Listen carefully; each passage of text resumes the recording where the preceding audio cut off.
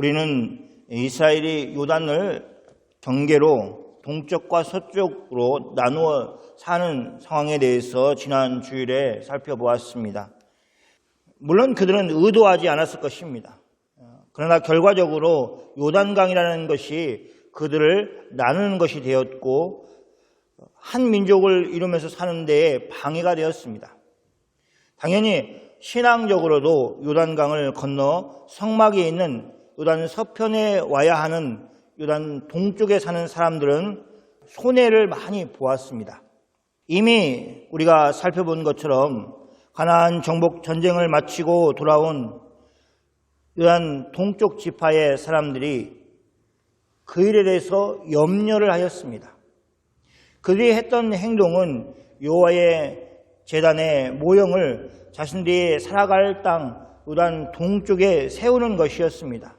그들은 여호와의 제단의 모형을 만들면서 실제 여호와의 제단보다 더 크게 또 웅장하게 만들었습니다. 그들은 그렇게 만들 만한 여력이 있었습니다. 그들은 힘이 많은 전리품을 가지고 고향으로 돌아왔기 때문에 제단을 만드는 데 필요한 것을 다 공급하기에 충분하였습니다. 그리고 하나님을 사랑하는 마음, 또 앞으로 올 후대를 위하는 마음이 컸습니다. 그러니 제단을 만드는 일은 아주 쉽게 한 마음으로 일사천리로 잘 이루어졌을 것입니다. 그러나 그들은 제사장에게 물어본다든지 또 이스라엘의 지도자 역할을 했던 여호수아에게 그 일에 대해서 물어보지 않았습니다. 그것을 하면서 오직 자신들의 생각과 마음대로 하였던 것입니다. 그것이 요단 동쪽의 지파들에게 큰 위험이 되었습니다. 그들이 다른 신을 섬기는 것으로 오해되었습니다. 그래서 이스라엘의 남은 9지파가 그들을 쳐서 화를 없애겠다고 그렇게 모여들었습니다. 하나님의 은혜가 아니었다면 그들은 형제의 칼에 죽음을 당하였을 것입니다. 하나님의 은혜로 제사장 비누아스와 다른 지파의 지도자들을 대표하는 사람들이 함께 가서 그들이 한 행동에 대해서 물었습니다. 그리고 진위를 따졌습니다. 둘 사이에는 전쟁이 사라지게 되었습니다. 동쪽에 갔던 지파들이 큰 제단을 쌓은 이유에 대해서 듣고는 그들이 오해를 풀었습니다. 그 일이 좋게 여겨지고 더 이상 그들을 죽이겠다고 하는 목소리가 사라지게 되었습니다. 이렇게 좋게 마무리가 되었지만 왜 동쪽 지파의 사람들이 그런 행동을 하였는가 하는 원초적인 문제는 해결되지 않았습니다. 그들은 가나안 땅을 통해서 가나안 전쟁을 통해서 힘이 많은 전리품을 얻었습니다. 그리고 고향으로 돌아왔습니다. 가나안 전쟁을 치를 때에는 하나였습니다. 한 마음으로 이스라엘의 적을 물리치기 위해서 싸웠습니다. 그러나 전쟁이 그치고 그렇게 힘을 합칠 이유가 사라지고 나서는 그들은 어떻게 해야 될까 하는 의문을 가지게 되었습니다. 요단 동쪽에 사는 그들도 스스로 그렇게 느꼈다면 저기 서쪽 가나안 땅에 사는 사람들은 자신들과 별반 다르지 않은 생각을 하였을 것이라고 짐작하였을 것입니다. 그래서 후대에 가서는 아예 서로 남남이 되는 것은 아닌가 하는 불안감이 들었습니다. 그리고 그 불안감의 뒤에 있는 것은 우리는 더 이상 하나님을 섬기는 사람들로 인정받지 못하는 것은 아닌가 하는 것이 있었습니다. 그러니까 어떻게 보면 거룩한 불안감이다 이렇게도 볼 수 있습니다. 그러나 그들이 이제 여호와의 제단의 모형을 만들어서 자기들의 거하는 그 땅에 만들었습니다. 우리도 여호와를 섬긴다 하는 의미에서 제단을 만든 것입니다. 그들의 말처럼 번제를 위해서 또 무슨 제사를 위해서 만든 것이 아니라고 하였습니다. 그냥 우리도 하나님을 섬기는 사람이다라는 증거를 후대에게 주기 위해서라는 것이었습니다. 요단강이라는 큰 어떤 장애물이 그들을 그렇게 불안하게 만든 것입니다. 그러나 하나님의 약속을 신뢰한다면, 또 하나님의 말씀을 신뢰한다면 좀 다르게 반응하지 않았을까 생각해 봅니다. 이 사건 속에서 우리가 꼭 붙들어야 하는 것이 있습니다. 그것은 인위적인 단결을 위해서 만든 것은 그 힘도 없고 또 한계가 분명하다는 것입니다. 원하는 결과를 얻을 수도 없습니다. 특별히 신앙 공동체는 그렇습니다. 왜냐하면 신앙 공동체는 서로의 이익을 추구하는 공동체가 아니기 때문에 그렇습니다. 오직 하나님의 이익을 추구하는 공동체이기 때문에 그렇습니다. 그래서 어떤 의미에서 너무 화합이 잘 된다. 그러면 우리가 지금 우리의 이익을 추구하기 위해서 힘을 합치고 있는 것인가? 아니면 하나님을 위해서 힘을 합치고 있는가를 잘 살펴야 됩니다. 한 목소리를 낸다고 해서 그게 교회이냐? 아닐 수 있습니다. 왜냐하면 하나님을 위한 목소리를 내지 않으면 교회가 아니기 때문에 그렇습니다. 그리고 하나님 안에서 하나 되기 위해서는 오직 일하시는 성령 하나님을 의지해야 됩니다. 교회가 하나 되어야 주께서 우리에게 맡기신 일들을 잘 감당해낼 수가 있습니다. 함께 그리스도 예수 안에서 장성한 분량까지 자라도록 할 책무가 서로에게 있습니다. 누구도 예외가 없습니다. 성령 안에서 하나 되어서 그 일을 함께 이루도록 우리를 불러주신 것입니다. 오늘은 지난 주일 말씀의 배경이 되는 요단 동편 땅에 대한 부분을 살펴보겠습니다. 민수기 32장 전에 나오는 내용은 요단 동편 땅을 이스라엘이 얻게 되었다는 것과 그 전쟁을 통해서 많은 전리품을 얻게 되었고 그것을 분배하였다는 것입니다. 항상 전쟁 이후에는 전리품을 나누는 것이 전쟁의 끝을 의미합니다. 전쟁이 끝나지도 않았는데 물건을 나누는 것은 있을 수 없는 일이고, 또 물건을 나눴다는 것은 야, 너 그간 수고해서 이제 일 다 끝났으니까 이걸 받아가 라고 하는 것과 마찬가지이기 때문에 전리품을 나눴다라는 것은 전쟁이 완전히 끝났다라는 것을 의미합니다. 이 땅에 믿음의 선한 싸움을 성도들은 싸우고 있습니다.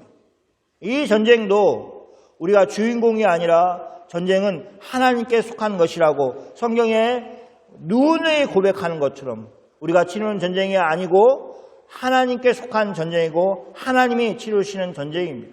우리는 그 전쟁에 부르심을 받아서 쓰임을 받고 있는 것입니다. 그럼에도 불구하고 은혜로우신 하나님은 우리에게 전리품을 주시는 것을 기뻐하십니다. 그러므로 우리에게도 반드시 그 전리품이 있을 것입니다.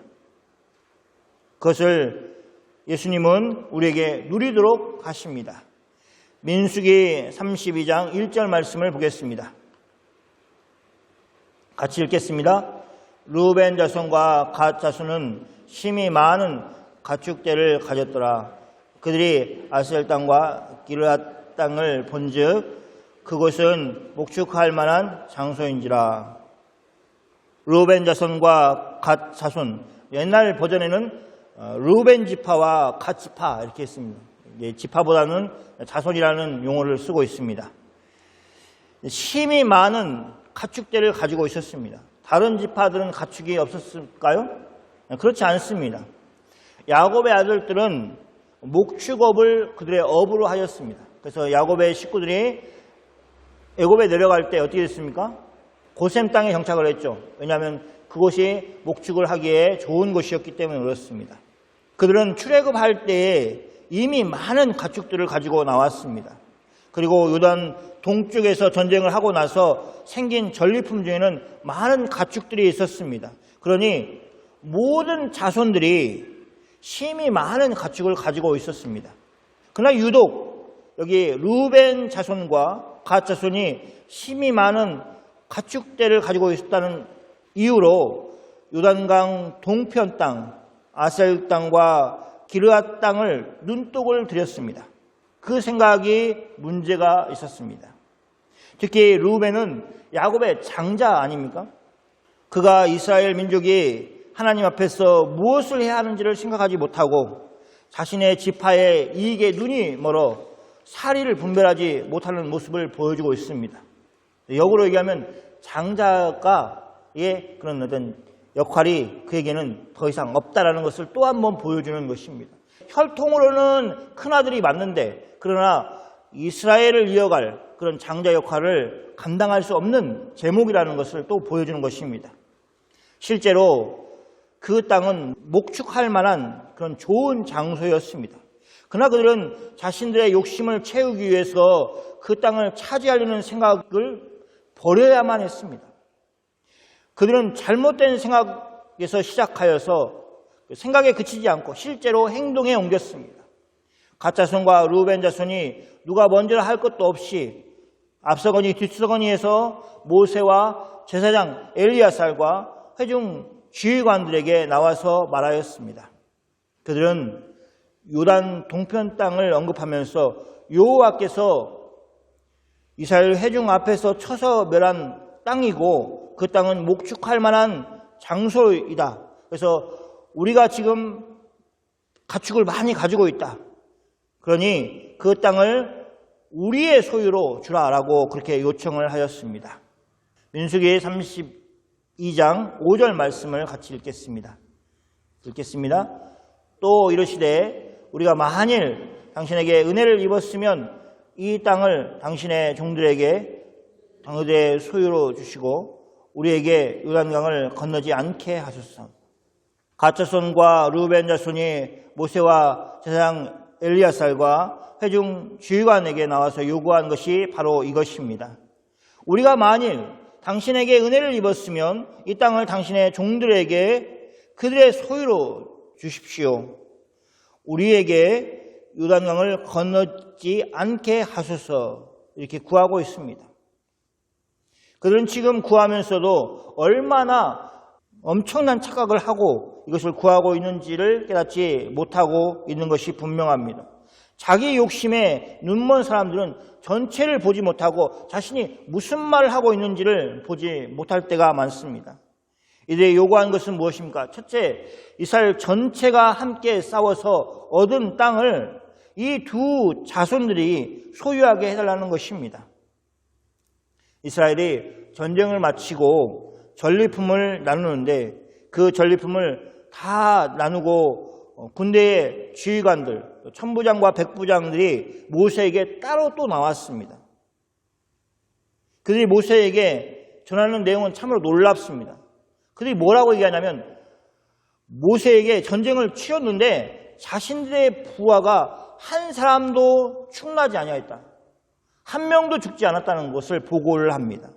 그러면서 그들은 자신들이 받은 전리품 중에서 금패물을 하나님께 헌금으로 드립니다. 왜냐하면 자신들의 생명을 위해서 여호와 앞에 속전을 하려고 그렇게 가져온 것이었습니다.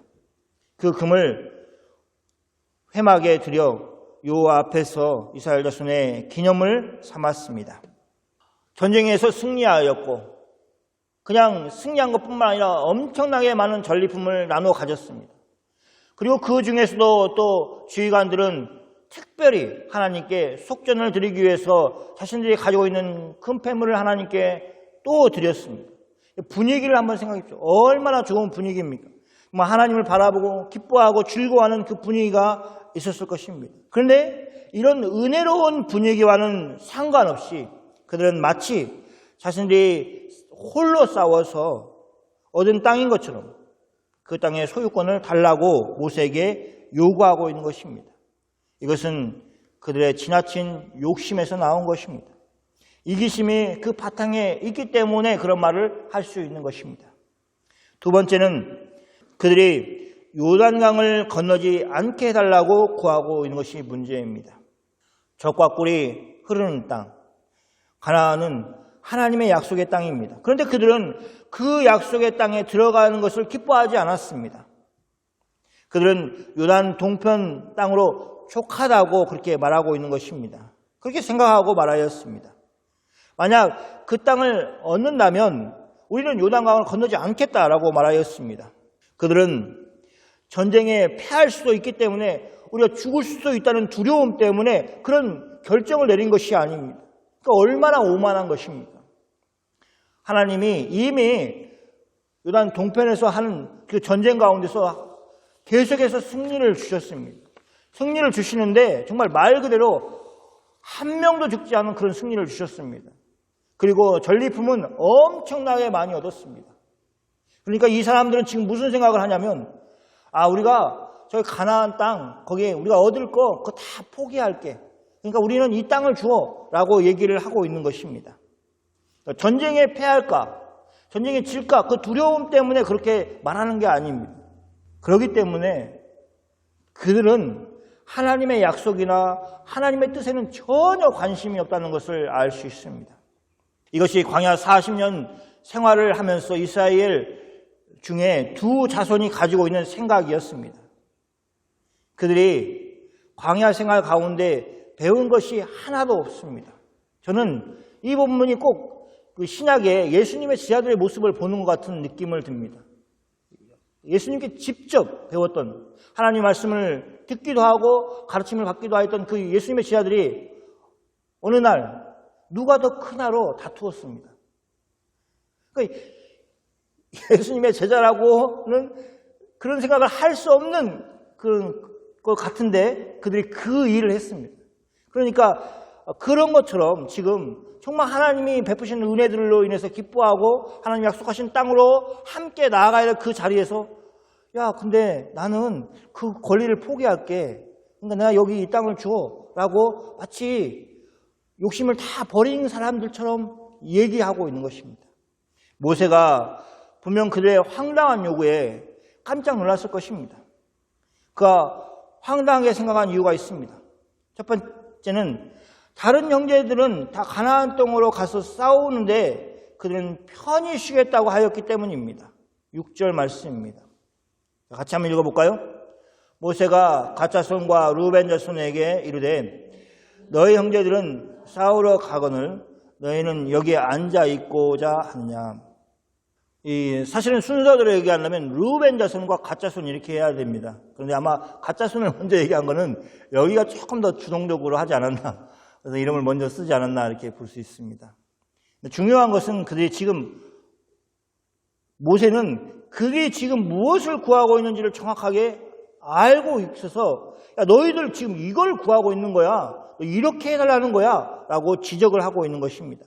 이스라엘이 가나안 땅에 들어가서 싸워야 하는 것은 전심 전력을 다해서 싸워야 하는 것입니다. 그들은 결코 만만한 상대가 아니었습니다. 큰 성과 또 거인들이 살고 있는 그런 곳이었습니다. 그것은 정해져 있는 싸움이었습니다. 해도 되고 안 해도 되고 하는 그런 싸움이 아니라 하나님께서 만들어 주신 그 계획, 로드맵에 반드시 싸워야 되는 것이 들어있는 것입니다. 가나안 땅을 얻기 위해서는 반드시 싸워야 했습니다. 그런데 그 싸움이 이스라엘이 기다리고 있는데 그들은 그 싸움을 하지 않고 이미 얻은 땅에서 있겠다고 하는 것입니다. 다른 이스라엘은 싸우기 위해서 목숨을 걸고 행동을 하는데 반해서 그들은 아무것도 하지 않고 이미 얻은 땅에서 앉아 있겠다고 그렇게 얘기하는 것입니다. 평안을 누리겠다는 것입니다. 그것은 그들의 이기심이고 잘못된 생각이었습니다. 그래서 모세는 그것을 지적하고 있는 것입니다. 두 번째는 더 큰 것인데 그들은 다른 형제들을 낙담하게 하는 행동을 하는 것이라고 지적하고 있습니다. 7절 말씀입니다. 너희가 어찌하여 이스라엘 자손에게 낙심하게 하여서 여호와께서 그들에게 주신 땅으로 건너갈 수 없게 하려 하느냐. 결과적으로 만약 두 자손이 요단강을 건너 가나안으로 나아가서 전쟁을 하는 그 전쟁에 참여하지 않는다면 그 일은 남은 이스라엘 전체에게 낙심을 줄 것이라는 것입니다. 누가 전쟁을 하는 것을 좋아하겠습니까? 이 염려를 보면 단지 두 자손이 요단강에 안착을 하는 것 일만이 아니라 그 일로 인해서 다른 이스라엘 전체가 낙심하게 되어서 하나님께서 그들에게 주신 땅으로 건너가는 것을 두려워할 것이고 건너갈 수 없게 만들 것이라고 모세는 지적하고 있습니다. 모세는 그것이 단지 기후가 아니라는 것을 두 자손들에게 과거의 일을 통해서 깨닫게 하고 있습니다. 모세가 가지고 온 사건은 바로 자신이 경험하였던 가데스 바니아에서 있었던 일입니다. 모세는 가나안 땅을 정복하기 위해서 먼저 정탐꾼 12명을 보내었습니다. 그런데 그들이 가지고 온 소식은 이스라엘을 낙심하도록 만들었습니다. 그들이 에스골 골짜기까지 올라가서 그 땅을 두루 보고 와서는 보고하기를 그 땅을 악평하였습니다. 그러니 이스라엘 자손들이 낙심을 할 수밖에 없었습니다. 여호와께서 그들에게 주신 땅으로 그들이 들어갈 수 없게 하셨다고 모세는 지적하고 있습니다. 그때 하나님이 진노하셔서 맹세하셨습니다. 이스라엘에서 나온 사람들이 20세 이상으로는 한 사람도 하나님이 아브라함과 이삭과 야곱에게 맹세한 땅을 결코 보지 못하게 하리라고 맹세하셨습니다. 하나님은 그렇게 하신 것은 그들이 하나님을 온전히 따르지 않았기 때문이었습니다. 그래서 하나님은 오직 갈렙과 여호수아만의 하나님을 온전히 따른 사람으로 인정하고 그들만이 가나안 땅에 들어갈 수 있도록 허락하셨습니다. 모세는 그들의 행동의 결국을 미리 예상하고 말하였습니다.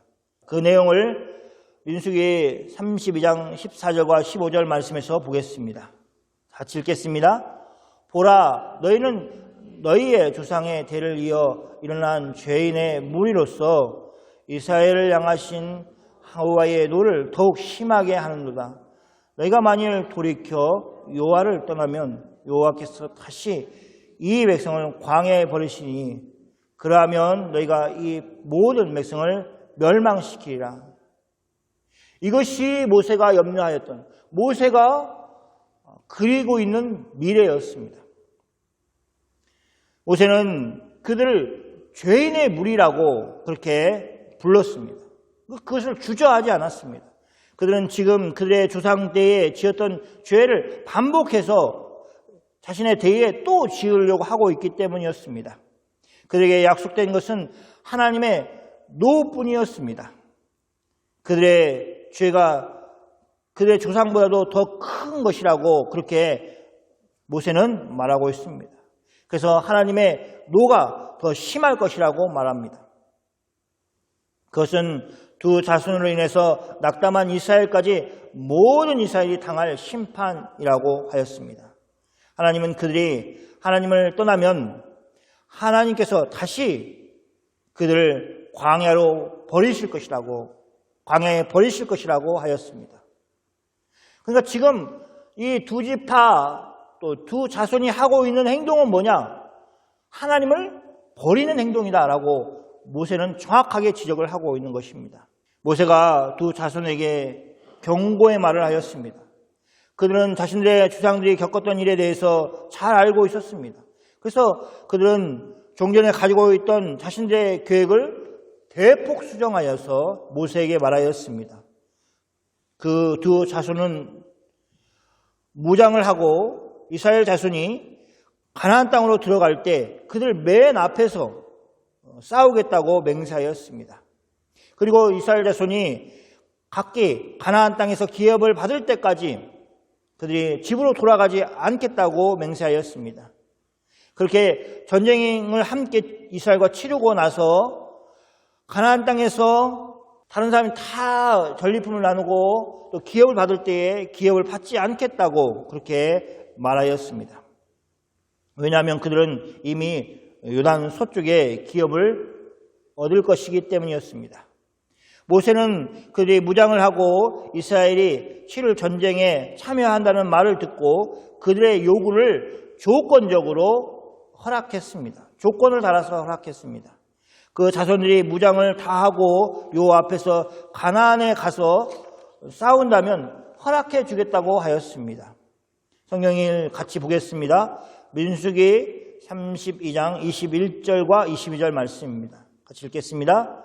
너희가 다 무장하고 여호와 앞에서 요단을 건너가서 여호와께서 그의 원수를 자기 앞에서 쫓아내시고 그 땅이 여호와 앞에 복종하게 하시기까지 싸우면 여호와 앞에서와 이스라엘 앞에서나 무죄하여 돌아오겠고 이 땅은 여호와 앞에서 너희의 소유가 되려니만은 이렇게 조건을 달아서 허락을 해 주었습니다.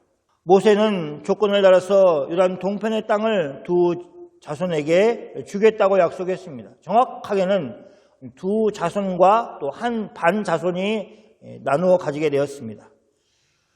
여호수아가 나중에 그들에게 요단 동편으로 돌아가도록 하였고 그곳에서 기업을 다시 한번 준 것은 이 모세가 명령한 그 부분을 그들이 잘 수행하였기 때문이라고 여호수아가 나중에 설명을 하고 있습니다.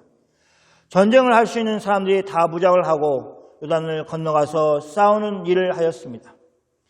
그 일은 언제까지 했느냐? 성경은 여호와께서 그의 원수를 자기 앞에서 쫓아내시고 그 땅이 여호와 앞에 복종하게 하시기까지 이렇게 되어 있습니다. 시간이 정해졌는데 두 자손이 가나안 땅에서 싸워야 하는 시간이 이렇게 정해진 것입니다. 다른 이스라엘 앞에서 죄될 것이 없을 것이라고 하였습니다. 그렇게 하면 그렇습니다. 그래서 요단 동편 땅은 여호와 앞에서 그의 소유가 될 것이라고 모세가 얘기를 해줬습니다. 이제 말씀을 정리하겠습니다. 심히 많은 가축대를 가진 것으로 두 자손이 여호와 동편의 땅을 얻고자 하였다는 것이 오늘 말씀의 배경입니다. 그런 심히 많은 가축으로 인해서 하나님께서 그들에게 명령하신 말씀에 대해서는 생각하지 못하고 눈에 보이는 좋은 땅을 차지하고자 하는 것에만 온 힘을 기울였습니다. 그들이 말하고 있는 것이 얼마나 큰 파장을 전체 이스라엘에 미칠지를 가늠하지 못하였고 오직 자신의 욕심을 채우기 위해서 모세에게 요구를 하였습니다. 그들은 얼마나 심한 것을 모세에게 요구하였는지를 몰랐습니다. 심히 많은 가축대가 하나님을 보는 눈을 흐리게 만들었습니다. 하나님을 바라보지 못하는 이상한 일이 벌어진 것입니다. 분명 전리품을 받은 물건과 또 가축을 보면서 하나님의 베푸신 은혜를 생각하고 하나님의 뜻을 찾으려 해야 하는데 그들은 그렇게 하지 못했습니다. 다행히 하나님의 사람 모세를 통해서 그들이 구하는 것이 이스라엘 전체에게 어떤 영향을 미칠 것인가를 깨달았을 것입니다. 모세는 이스라엘의 조상들이 전체 이스라엘을 낙심하게 한 결과 광야에서 40년의 세월을 보내었다는 것을 지적하였습니다. 그리고 출애굽한 사람들이 20세 이상인 사람들이 다 살아남지 못하고 죽음을 당했다는 것을 지적하였습니다. 그것은 정탐꾼이 보고하여서 이스라엘을 낙심하게 만들었기 때문에 벌어진 일이었습니다. 그래서 모세는 그런 일이 되풀이되지 않도록 하기 위해서 두 자손에게 경고하였습니다. 그들은 모세의 말에 순종하였습니다. 가축을 위해서 우리를 짓고 가족들과 어린아이들을 위해서 성읍을 건축하고 나서 이스라엘 앞에서 무장을 하고 요단강을 건너 가나안 땅에 싸우겠다고 말하였고 그렇게 실천하였습니다. 그래서 일이 잘 봉합이 되었습니다. 사랑하는 성도 여러분, 두 자손이 자신들이 소유한 힘이 많은 가축대에 빠진 것이 그릇된 욕심을 만들었다는 것을 기억하십시오. 이스라엘 전체를 낙심하게 할 뿐이었습니다. 마치 어리석은 부자처럼 많은 수확을 인해서 더 큰 창고를 지으려고 하는 것과 별반 다르지 않은 것이었습니다. 힘이 많은 가축대를 가지니 온통 그것을 어떻게 하면 잘 기를 수 있을 것인가, 어떻게 하면 그것을 더 증식시킬 것인가 하는 것 생각만 있었던 것입니다. 그러니 요단 동편의 땅을 가축을 키우는데 좋은 땅이라고 생각하여서 하나님의 약속의 땅 가나안은 거들떠 보지 않고 쉽게 포기할 수 있었습니다. 이제 지나가는 농담처럼 천당 밑에 분당이라고 얘기하지 않습니까? 그래서 하나님 제발 천천히 불러주십시오. 그것이 지금 보여주고 있는 이 두 자손과 별반 다르지 않은 삶의 태도인 것입니다. 그러므로 우리는 빈곤이 참으로 성도를 힘들게 하여서 신앙에서 떠나도록 유혹하는 수단으로 사용된다는 것을 아는 것만큼이나 풍요가 성도를 하나님으로부터 멀어지게 만드는 수단으로 사용된다는 것을 꼭 기억해야 됩니다. 방법은 풍요 중에서 하나님께 온전히 순종하는 삶을 사는 것이고, 만약 그렇지 못한다면 그 어떤 풍요와 비교할 수 없으신 하나님을 붙드는데 방해되는 것을 멀리해야 할 것입니다. 하나님은 생명의 주관자이십니다. 하나님은 전능하신 분이십니다. 또 하나님은 우리를 사랑하신 분이시기 때문입니다.